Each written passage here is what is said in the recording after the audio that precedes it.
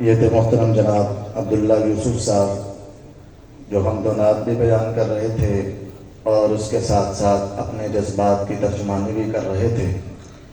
اب میں بلا تاخیر دعوت خطاب دیتا ہوں محترم جناب قاری محمد شیخ یعقوب صاحب کو، gold medalist King Saud University of ریاض۔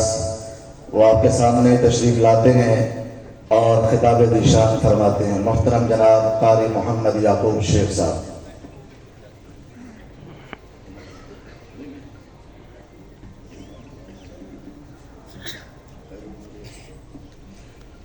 السلام علیکم ورحمۃ اللہ وبرکاتہ۔ الحمد للہ الذی لم يتخذ ولدا ولم يكن له شريك في الملك ولم يكن له ولي من الذل وكبره تكبيرا۔ أما بعد، أعوذ بالله من الشيطان الرجيم، إنما يخشى الله من عباده العلماء۔ قابل قدر علماء و مشائخ، عمائدین علاقہ، عزیز طلباء و فضلاء، آج مرکز انس بن مالک میں ہمارے مشائخ علوی برادران، اللہ انہیں نظر بد سے بچائے، یہ خوبصورت پر رونق رنگا رنگ محفل و مجلس سجائی ہے، جس کا تعلق ہماری روحانی غذا سے ہے، اور ایک عظیم عنوان ہے جو آج کی اس تقریب کا ہے، اور وہ عظیم عنوان تقریب تکمیل صحیح بخاری ہے۔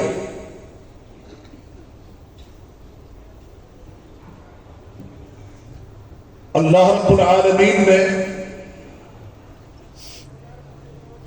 اس کتاب کو بھی شرف و عزت سے مالا مال کیا ہے، اور صاحب کتاب کو بھی اللہ تبارک و تعالی نے دنیا بھر میں اعزازات سے نوازا ہے۔ جو لوگ اس کتاب کو پڑھانے والے ہیں اور جو صحیح بخاری کو پڑھنے والے ہیں، اہل علم میں ان کی شان، ان کی آن، ان کی عزت، ان کا وقار منفرد اور ممیز ہے۔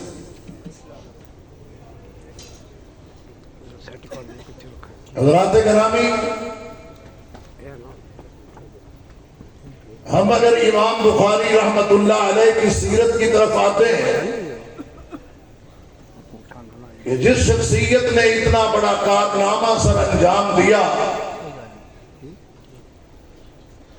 وہ کس سیرت اور کس کردار کا حامل انسان تھا،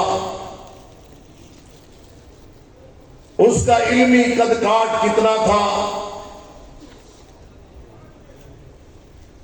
اس کا حافظہ کیسا تھا،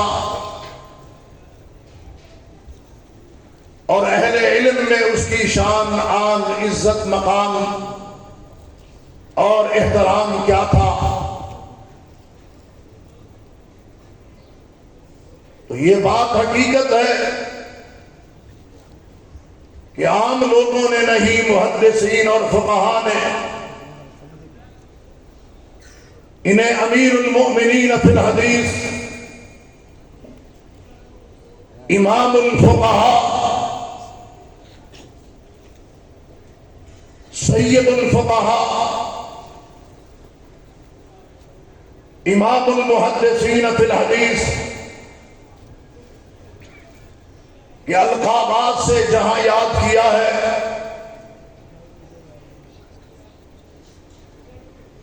وہاں پر محدث کبیر محمد بن بشار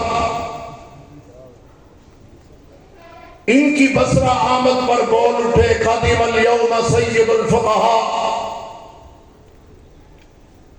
آج جس شخصیت کی آمد ہے وہ عام انسان نہیں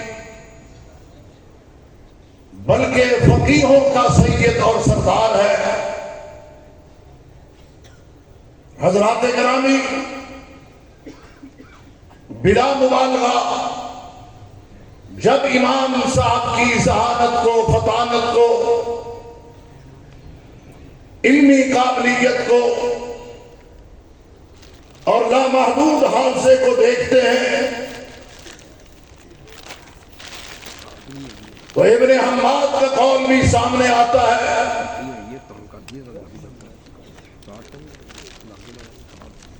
کہ ہوا آیت من آیات اللہ،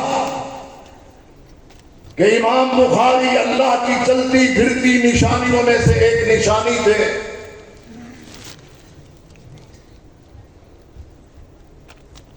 اور اس میں کوئی شک کی بات نہیں ہے کہ مسلم بن مجاہد کہہ اٹھے ما رأیت منذ صدقین سنا احدا افقہ ولا اربع من محمد بن اسماعیل البخاری۔ وہ کہتے ہیں کہ 60 برس میں میں نے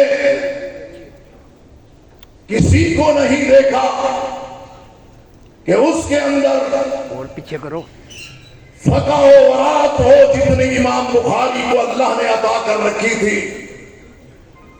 ہلو منہ سے آ رہی ہے، آج جہاں عوام موجود ہے، منہ سے آ رہی ہے، طلاب العلم بھی موجود ہیں اور میرے فضلاء بھائی بھی، کارنامے ہیں جنہوں نے علوم اسلامیہ کی تعلیم کو مکمل کیا اور پھر دورہ تخصص میں کامیاب و کامران پھیلے۔ عوام اور خاص کو، علماء اور طالب علموں کو یہ بات ذہن نشین کر لینی چاہیے کہ امام بخاری کا اعلیٰ ترین وصف وہ تقوی و پرہیزگاری تھی۔ علماء کرام ہو یا مجھ جیسے طالب علم زندگی میں کامیابی اور کامرانی چاہتے ہیں اور دنیا کے اندر کچھ کرنا اور کر گزرنا چاہتے ہیں، بلندیوں کو چھونا چاہتے ہیں، بڑے بڑے گولز اچیو کرنا چاہتے ہیں، تو سب سے پہلی اور بنیادی بات وہ تقوی و پرہیزگاری اور للہیت ہے۔ خلوت اور جلوت میں، سفر اور حضر میں، خوشی اور غمی میں اللہ کا ڈر، اللہ کا خوف، گناہ سے بچنا، نیکی کی طرف گامزن رہنا اور اپنی تمام تر رغبات اور توجہات کا مرکز اللہ کے ساتھ تعلق کو بنانا، یہ امام بخاری کی پہلی اور بنیادی صفت اور ان کی سیرت کا ایک نمایاں پہلو ہے کہ امام بخاری رحمت اللہ علیہ نے پوری زندگی تقوی و پرہیزگاری کا دامن نہیں چھوڑا۔ اور دوسری چیز، شاید لوگ یہ سمجھ رہے ہوں کہ امام بخاری نے دنیا کو آخری دم تک صرف سکھلایا ہے، نہیں، بلکہ آخری دم تک طلب علم کی حرص اور اس کا جستجو کا ہونا یہ امام بخاری کے اندر موجود تھا۔ اتنے بڑے محدث اور حافظ الحدیث ہونے کے باوجود بھی جہاں کہیں پتہ چلتا تھا کہ مجھے یہاں سے فلاں روایت مل سکتی ہے اور اس کی سند عالی ہے، تو امام بخاری اس طرف سفر کرنا شروع کر دیتے تھے۔ کیوں؟ علم کو حاصل کرنے کے لیے۔ تو دوسرا ہمارے اندر جو جذبہ ہونا چاہیے وہ وہی ہونا چاہیے جو امام بخاری رحمت اللہ علیہ کے اندر آخری دم تک تھا، وہ کیا تھا؟ وہ طلب علم۔ تیسری اس حوالے سے جو بات عرض کرنا چاہتا ہوں وہ ہے زہد اور قناعت۔ امام بخاری رحمت اللہ علیہ دنیا سے بے رغبتی اور تمام تر توجہ دین کی طرف کرتے تھے، حکام کے دروازوں پر دستک نہیں دیتے تھے، اور اسی طریقے سے امام بخاری رحمت اللہ علیہ کا رویہ یہ نہیں ہوتا تھا کوئی غریب ملنے آئے تو وقت نہیں، اور امیر ملنے آئے تو استقبال کے لیے دروازے پہ پہنچ جائیں۔ یہ طالبان علوم نبوت کی شان نہیں ہے، اور اہل علم اور علماء کا یہ مقام نہیں ہے۔ اہل علم کے پاس، علماء کے پاس جو چل کے آئے، کچھ لینے اور حاصل کرنے کے لیے آئے، اس کو عزت و وقار کے ساتھ ضرور عنایت کریں اور عطا کریں، اور دنیاوی غرض و غایت کے لیے، دولت کے حصول کے لیے، پیسے کو جمع کرنے کے لیے یا شہرت پانے کے لیے کسی کے ساتھ تعلق نہ رکھیں کہ اس سے میرا تعلق ہوگا تو میری دنیا بہترین ہو جائے گی۔ جس رب نے آپ کو منتخب کیا ہے اپنے دین کے لیے، وہ آپ کے مستقبل کو بہتر بنانے والا ہے۔ دنیا کا کوئی تاجر، کوئی بزنس مین، کوئی مالدار آپ کی ضروریات کو پورا نہیں کر سکتا۔ کرنے والی ذات ہے تو کہہ دے اللہ کی ذات۔ امام بخاری رحمت اللہ علیہ کے اندر یہ ایمانی غیرت موجود تھی۔ اللہ کے نبی صلی اللہ علیہ وسلم کی دعا کیا ہے؟ اللہم انی اسألک الہدی والتقی والعفاف والغنی۔ امام بخاری کی عزتوں میں اضافہ ایسے نہیں ہوا، انہوں نے وقت کے حاکموں کے دروازوں پہ ٹھوکریں نہیں کھائیں، بلکہ وقت کے حاکم اور بڑے بھی اور ان کی اولادیں بھی چل کے ان کے پاس علم حاصل کرنے آئی۔ چوتھی چیز اس حوالے سے جو عرض کرتا چلو وہ کیا ہے؟ وہ تحقیق ہے اور جد و جہد ہے۔ آج ہم معاشرتی طور پر بھی مار کھا رہے ہیں، تو کیوں کہ ہم تک جو بات پہنچتی ہے، جو خبر پہنچتی ہے، مشتعل ہو جاتے ہیں، آپے سے باہر ہو جاتے ہیں، غصے سے لال سلوک ہو جاتے ہیں کہ اچھا فلاں نے میرے متعلق یہ کہہ دیا۔ یہ ہوتا کون ہے؟ بغیر تحقیق کے دوسروں پہ چڑھائی کر دینا۔ امام بخاری رحمت اللہ علیہ ذخیرہ احادیث کو جمع کرتے ہوئے اس بات پہ کبھی خوش نہیں ہوئے تھے کہ روایت مجھے دائیں سے بائیں سے، سامنے سے پیچھے سے، اوپر اور یہ نیچے سے، بصرہ اور کوفہ سے، شام اور مصر سے میرے پاس روایت آ گئی ہے تو چلو میری روایات کے اندر ایک اور روایت کا بھی اضافہ ہو گیا۔ ایسی بات نہیں۔ امام بخاری نے اس کی سند کی بھی چھان پھٹک کی ہے اور اس کے متن کو بھی جانچا ہے اور دیکھا ہے جس کائنات کی عظیم ہستی محمد الرسول اللہ صلی اللہ علیہ وسلم کی طرف اس حدیث کی نسبت ہو رہی ہے، کیا وہ صحیح ہے یا نہیں ہے، اس کی سند درست بھی ہے یا نہیں ہے۔ تو امام بخاری رحمت اللہ علیہ کے اندر یہ جو تحقیق اور جد و جہد کا جذبہ تھا، آج یہ ہم سب کے اندر ہونا چاہیے، طالبان علوم نبوت کے اندر بھی ہونا چاہیے اور عام لوگوں کے اندر بھی ہونا چاہیے۔ اور پانچویں چیز جو اللہ رب العالمین نے آپ کو عطا کر رکھی تھی وہ آپ کا حافظہ، یہ وہابی چیز ہے۔ حافظہ اس قدر تھا کہ لاکھوں احادیث یاد ہے، حافظہ اس قدر تھا کہ آپ کے حافظے کا امتحان لینے کے لیے سند اور متن اور خرط مرت کر کے اگر آپ کو پیش کیا گیا ہے تو امام بخاری رحمت اللہ علیہ نے وہ ساری تعبیر شدہ روایات سنی ہے، اور جب آپ کی اپنی باری آئی ہے تو جو ایک دفعہ سنی تھی ساری ان کو پڑھ کے سنائی ہے، پھر جہاں جہاں ان کی غلطی تھی اس غلطی کی نشاندہی بھی کی۔ اللہ نے کمال حافظہ دے رکھا تھا، اور یہ حافظہ ملتا کب ہے؟ یہ حافظہ اس وقت ملتا ہے جب انسان برائی سے بچتا ہے، بے حیائی سے بچتا ہے، منکرات سے بچتا ہے، نیکی پہ گامزن ہوتا ہے، زبان پہ ذکر ہوتا ہے، اللہ کی یاد ہوتی ہے اور عبادات کے اندر غفلتیں نہیں ہوتی۔ اللہ اکبر کبیرہ۔ اور چھٹی چیز امام بخاری کی سیرت کے حوالے سے اللہ رب العالمین نے آپ کو علم حدیث کے اندر جو مہارت عطا کی تھی، ایسی مہارت کسی اور کے پاس نہیں۔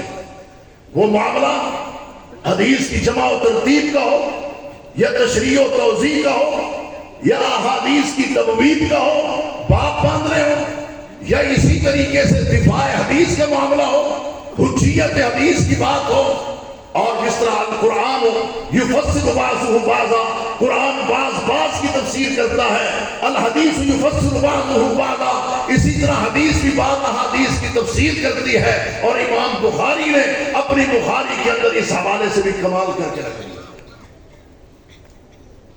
اللہ رب العالمین نے اس حوالے سے آپ کو خاص ملکہ عطا کیا تھا، مہارت عطا کی تھی۔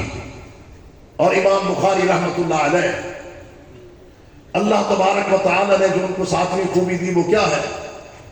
وہ امام بخاری کے اندر تدریس کا جذبہ تھا۔ آپ مالی صدقہ بھی کرتے تھے اور علمی صدقہ بھی کرتے تھے۔ جہاں آپ مال بانٹتے تھے وہاں آپ احادیث بھی روایت کرتے تھے۔ اور تدریس میں یہ نہیں دیکھتے تھے کہ تعداد کم ہے یا زیادہ، تدریس کے اندر یہ بھی نہیں دیکھتے تھے کہ جہاں جا رہا ہوں وہاں سہولیات کم ہیں یا زیادہ۔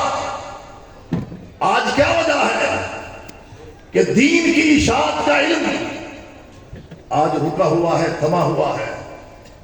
اللہ اکبر کبیرہ۔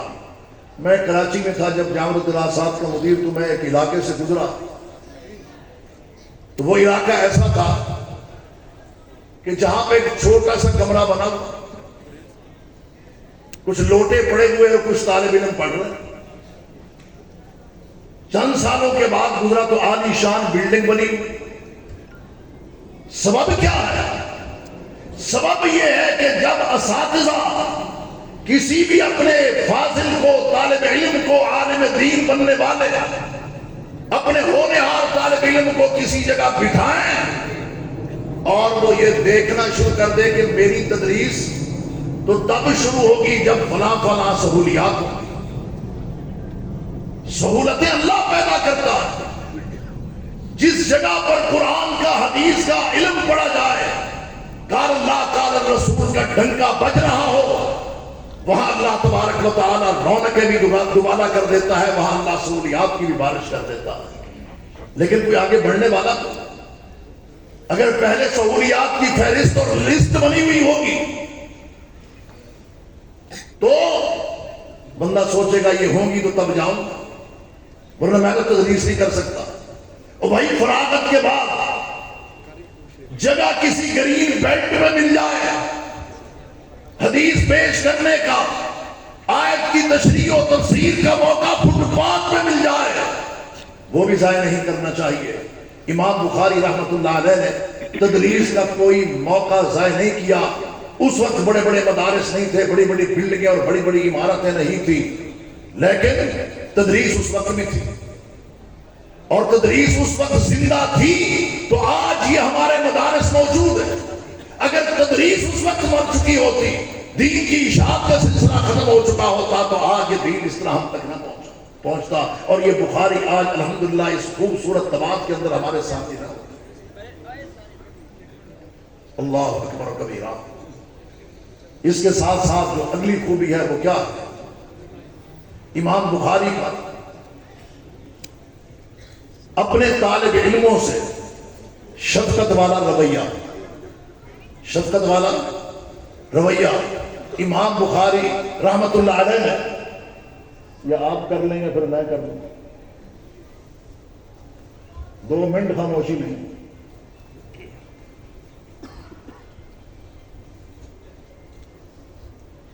کیا بات ہو رہی تھی؟ طالب علموں سے شفقت والا رویہ تھا۔ امام بخاری رحمت اللہ علیہ جہاں اپنے ذہین و فطین طلباء کو احادیث روایت کرتے تھے اور احادیث پڑھایا کرتے تھے اور دیگر علوم و فنون سے آگاہ و آشنا کرتے تھے، وہاں آپ کے جو کم ذہن والے طالب علم تھے ان کے اوپر خصوصی توجہ بھی دیتے تھے. جہاں یہ معاملہ تھا وہاں امام بخاری رحمت اللہ علیہ اپنے طلباء کی مالی معاونت اور مدد بھی کیا کرتے تھے، کیونکہ اس وقت اس طرح کے ادارے جس طرح ماشاءاللہ یہ مرکز انس بن مالک ہے اور دیگر ادارے ہیں کہ بہترین رہائش کی سہولیات ہیں، تعلیم اور تدریس کی سہولیات ہیں، کھانے اور پینے کی سہولیات ہیں اور مالی معاونت کی سہولیات ہیں. اس دور میں یہ صورتحال نہیں تھی. اب تو جو ادارے کے مدیر ہیں وہ پورا زور لگاتے اور سہولیات فراہم کرتے. امام بخاری رحمت اللہ علیہ تاجر ابن تاجر تھے، خود بھی تاجر تھے اور باپ بھی تاجر تھا، مالدار تھے، پیسے والے تھے، بزنس میں پیسہ لگا رکھا تھا اور اس مال سے اپنے طلباء کی مالی معاونت اور ان کی مدد بھی کیا کرتے تھے. اور آج یہ ذمہ داری کن پر عائد ہوتی ہے؟ جو صاحب ثروت ہے، جو مالدار ہیں، جو پیسے والے ہیں. اب یہ ذمہ داری ان پر عائد ہوتی ہے کہ طالبان علوم نبوت کی وہ خدمت کریں. آپ کا بہترین مصرف اگر کوئی ہے تو وہ طالبان علوم نبوت پہ آپ کا پیسہ خرچ کریں. یہ ذمہ داری اب اس طبقے کے اوپر عائد ہوتی ہے. اللہ اکبر و کبیرہ. میں نے عرض کیا کہ خود بھی تاجر تھے اور باپ بھی تاجر تھے، والد صاحب بھی تاجر تھے. کیا فقط تاجر تھے؟ نہیں، محدث بھی تھے. امام بخاری کے والد اسماعیل تاجر بھی تھے اور محدث بھی تھے. آج یہ منظر ہمارے اداروں میں کیوں نظر نہیں آتا کہ جو تاجر ہے وہ 2 گھنٹے نکالے، 1.5 گھنٹہ نکالے، مغرب کے بعد آئے مراکز میں بیٹھ کے قرآن کو پڑھے، حدیث کو پڑھے، عربی لغت کو پڑھے، ترجمہ و تشریح پڑھے. اس وقت وہ تاجر بھی محدث تھے اور محدث بھی تاجر تھے. آج یہ صورتحال پیدا ہو چکی ہے. اس وقت تاجر محدث تھے اور محدث تاجر تھے تو ان کے ہاں آتا بھی لقمہ حلال تھا. میں نے ایک جگہ یہ بات کہی کہ امام بخاری کے والد جب دنیا سے جانے لگے تو کیا کہا؟ لا اعلم من مالی درہم من حرام ولا درہم من شبہ. میں دنیا سے تو کچھ کر رہا ہوں لیکن یہ بات یقین سے کہہ رہا ہوں کہ جو مال چھوڑ کے جا رہا ہوں اس میں ایک درہم نہ حرام کا ہے نہ شبہ کا. اور جب باپ کا مال حلال کا ہوگا بیٹے بخاری جیسے پیدا ہوں گے. جب باپ کا مال حلال ہوگا بیٹے شیخ الحدیث بنیں گے. باپ کا مال حلال ہوگا بیٹے محدث بنیں گے. اللہ اکبر و کبیرہ. ماؤں کے لیے بھی ایک بات کہہ دوں. امام بخاری رحمت اللہ علیہ بچپن میں ہی تھے، کہنے لگے الہمت حفظ الحدیث وانا فی الکتاب. میں تو ابتدائی مدرسے میں تھا، حفظ حدیث اللہ تعالیٰ نے مجھے الہام کیا، حدیثیں یاد کر رہا. بینائی چلی گئی، ماں رو رہی ہے. ماں کیا کر رہی ہے؟ رو رہی ہے، رب سے دعائیں کر رہی ہے کہ اللہ میرے بیٹے کی بینائی لوٹا دے. نیند میں کیا دیکھتی ہے، خواب میں کیا دیکھتی ہے؟ رات فی المنام نیند میں یہ دیکھتی ہے کہ اس کے پاس سیدنا ابراہیم خلیل اللہ ہے. یا حاضی ان اللہ قد رد علی ابنی کی بصرا. اللہ نے تیرے بیٹے کی بینائی واپس کر دی ہے، لوٹا دی ہے. کیوں؟ بکثرت دعائے و بکائے. تیری کثرت سے دعائیں کرنے اور تیرے رب کے سامنے رونے اور گڑ گڑانے کی وجہ سے. ماؤں کے لیے بھی ضروری ہے کہ اپنی اولادوں کے لیے، بیٹوں کے لیے دعائیں کریں. اللہ اکبر و کبیرہ.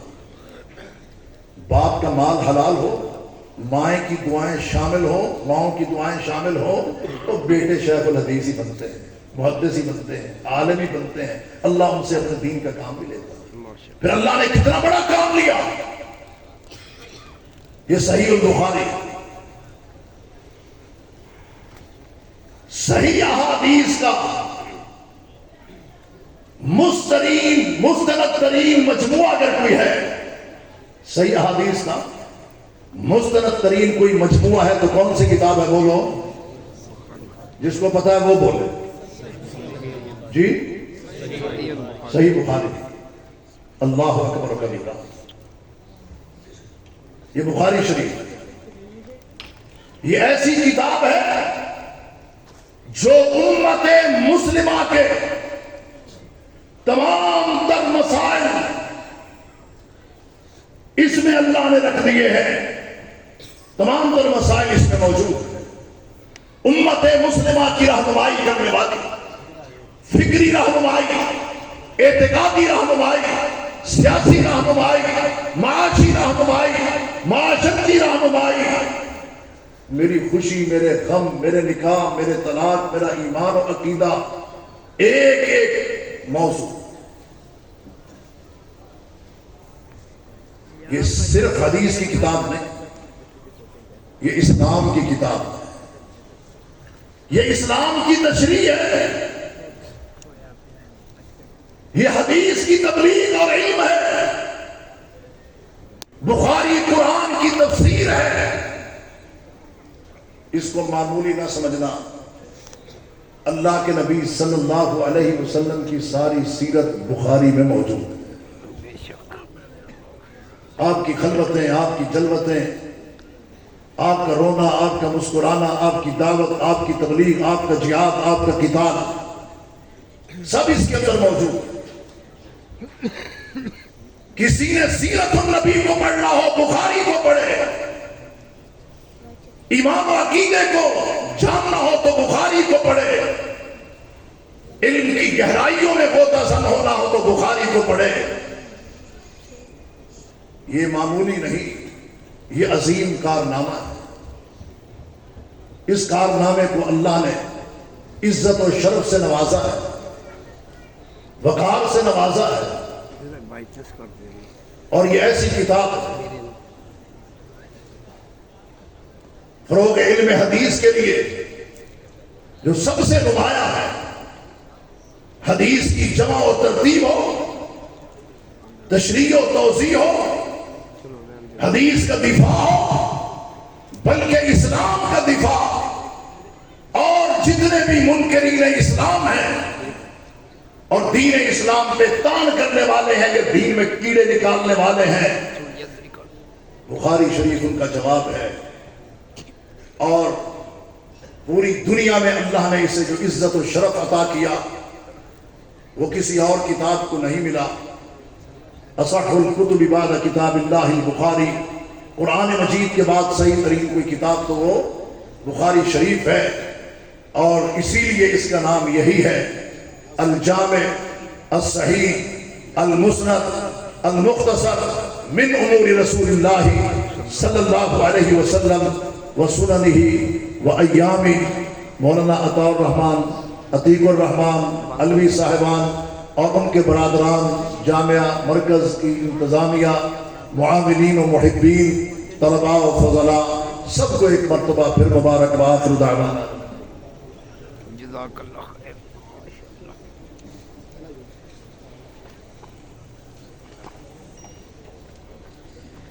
یہ تھے محترم جناب قاری محمد شیخ یعقوب صاحب، جو کہ بڑے ہی پیارے اور خوبصورت انداز میں سیرت امام بخاری رحمہ اللہ آپ احباب کے سامنے بیان کر رہے تھے۔ میں آنے والے تمام معزز مہمان گرامی کا شکریہ